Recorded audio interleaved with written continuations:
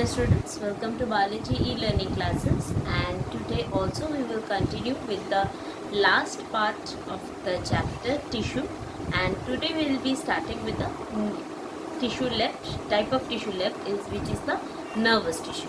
Okay, now what is actually nervous tissue? It is the main tissue of the nervous system. Okay, it is the main and the only tissue of the nervous system which monitors and regulates the various functions of the body. Okay, usually the nervous tissue also responds to stimuli, like when a person feels hot, if he feels cold, if the like how it responds to the outer environment, that is response to stimuli, and this nervous tissue is responsible for how a person is reacting to the stimuli. Okay, it is found in brain, spinal cord, nerves.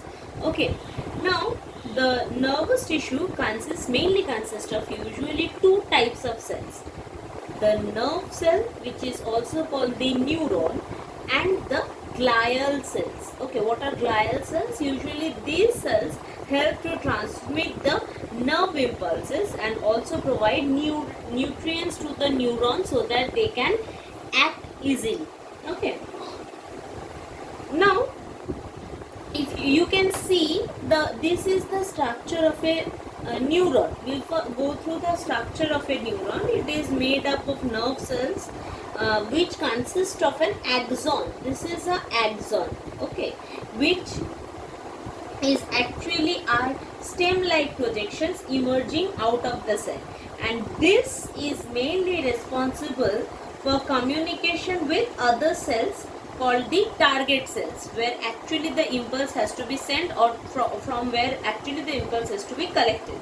Okay, now the main part of the cell body, which is this is the cell body. This is the cell body. Okay, which contains a nucleus and is made up of the cytoplasm and cell organelles.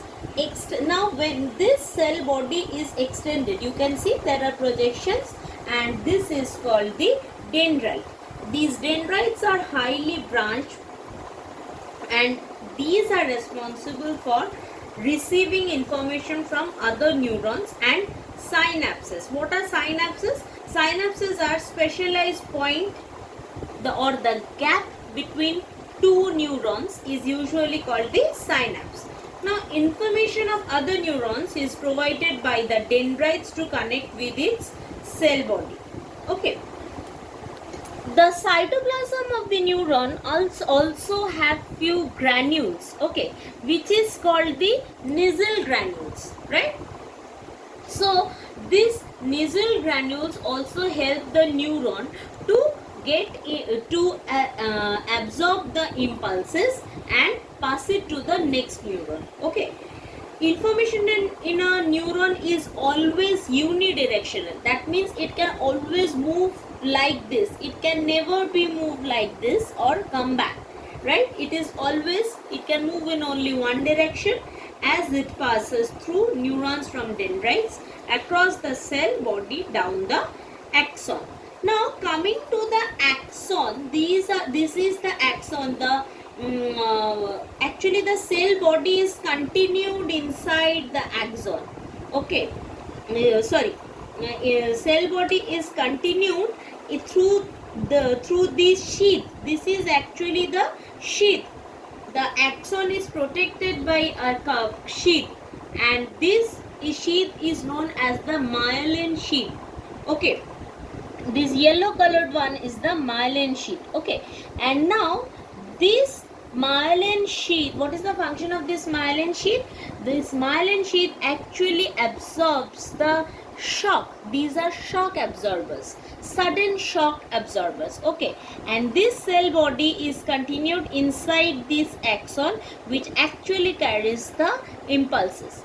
The junction of the myelin sheath, as you can see that the myelin sheath is not continuous. The junction of the myelin sheath is called the nodes of Ranvier. Okay, so today up to this, and we finish the chapter, and if you have any doubt, please do ask in the comment section and in the WhatsApp, and next day we will go through the question answers of this chapter. Thank you.